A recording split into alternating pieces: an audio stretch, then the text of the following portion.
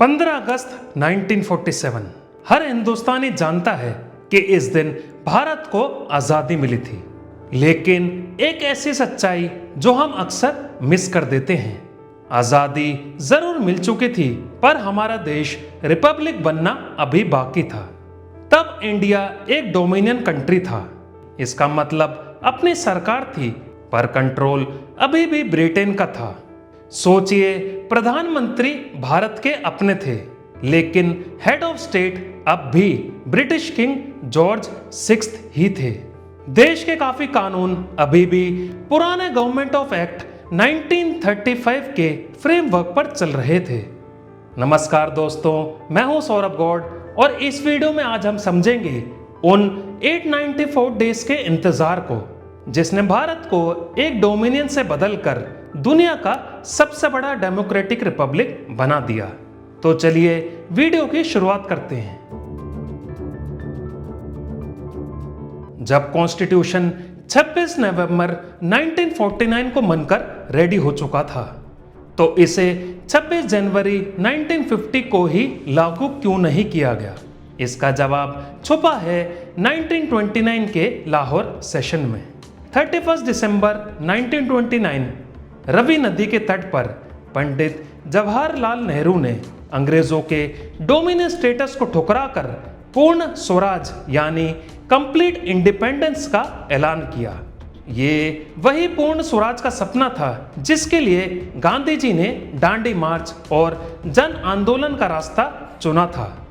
आधी रात इनकलाब जिंदाबाद के नारों के बीच तिरंगा लहराया गया।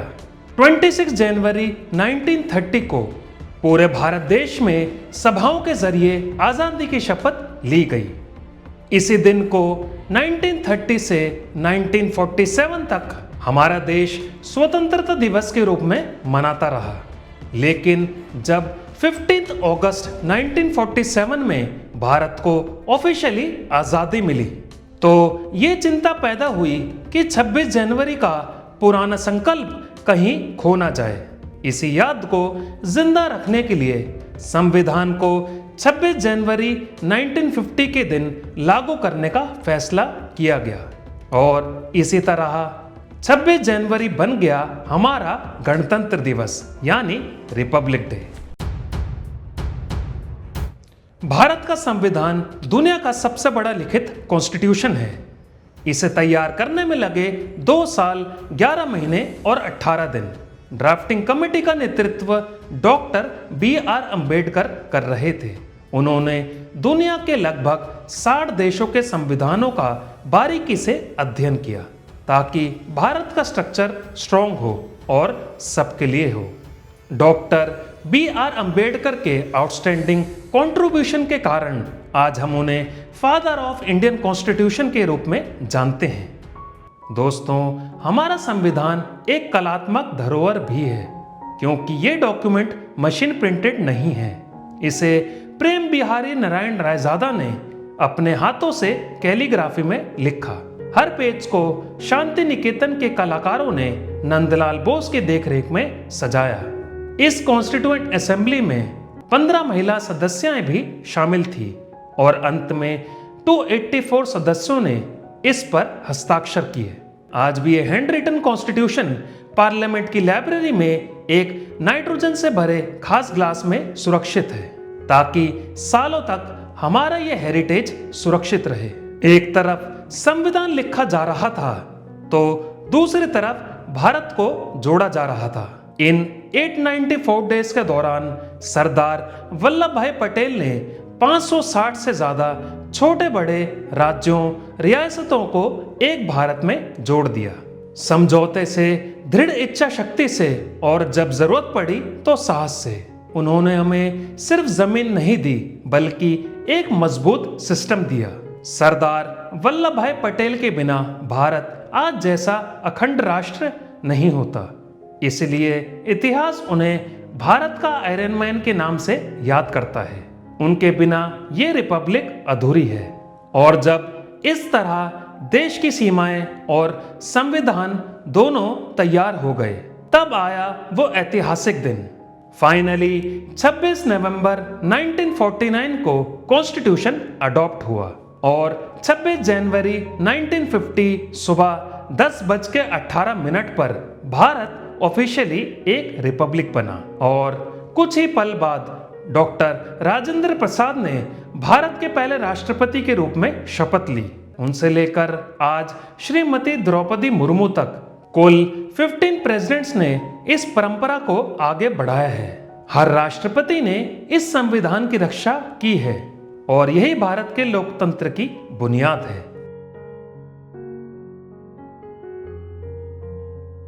रिपब्लिक बनना सिर्फ एक तारीख का बदलाव नहीं था, यह था पावर का ट्रांसफर, राजा से राज्य तक और राज्यों से लोगों तक। रिपब्लिक शब्द लैटिन के रेस पब्लिका से आता है, जिसका मतलब होता है पब्लिक मैटर। इसीलिए अब भारत किसी शासक या वंश के नाम पर नहीं, ये जनता का देश है।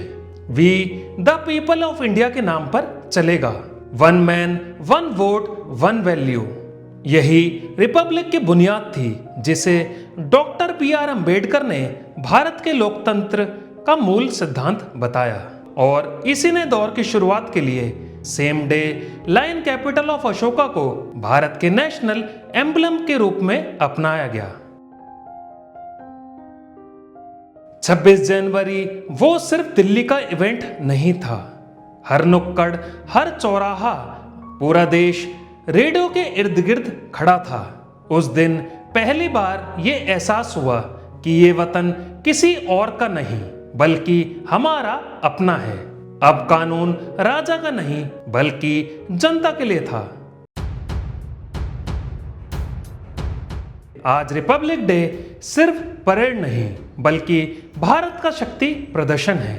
जब कर्तव्य पथ पर तेजस की गर्जन से आसमान थरथराता है और ब्रह्मोस जैसे सिस्टम्स गुजरते हैं, तो ये दुनिया को एक साफ संदेश देते हैं कि भारत अब अपनी सुरक्षा को खुद मजबूत कर रहा है। आज हम उसी कर्तव्य पथ पर अपनी आत्मनिर्भरता का प्रदर्शन कर रहे हैं। लेकिन बात सिर्फ हथियारों की नहीं। जब अलग अलग राज्यों की झांकियां कर्तव्य पथ से गुजरती हैं, तो दुनिया देखती है भारत की सॉफ्ट पावर। इतनी डाइवर्सिटी के बावजूद हम सब एक हैं। भारत के पहले गणतंत्र दिवस पर 1950 में हमारे पहले चीफ गेस्ट थे इंडोनेशिया के प्रेसिडेंट सुकर्नो। रिपब्लिक डे 2026 पर यूरोपियन यूनियन के top leaders Ursula von der Leyen और एंटोनियो कोस्टा का आना इस बात का सबूत है कि भारत अब ग्लोबल ऑर्डर का एक महत्वपूर्ण पावर सेंटर बन चुका है। 15 अगस्त ने हमें जमीन दी थी, लेकिन 26 जनवरी ने हमें हमारी पहचान और वजूद दिया। दोस्तों, संविधान हर भारतीय को बराबरी का हक देता है। हमें सिर्फ वोट नहीं बल्कि बोलने का, लिखने का और जीने का अधिकार मिले। रिपब्लिक डे हमें याद दिलाता है कि हम सब किसी की प्रजा नहीं बल्कि इस महान भारत देश के नागरिक हैं।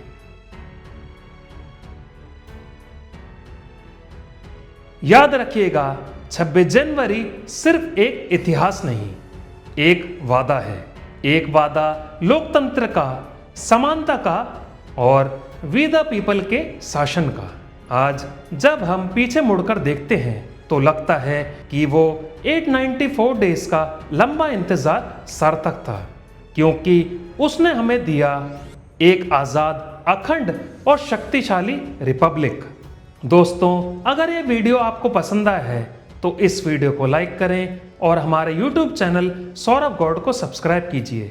हम बहुत जल्द मिलेंगे एक नए और दिलचस्प विषय के साथ। मेरी तरफ से आप सभी देशवासियों को गणतंत्र दिवस की हार्दिक शुभकामनाएं। Happy Republic day. जय हिंद, वंदे मातरम।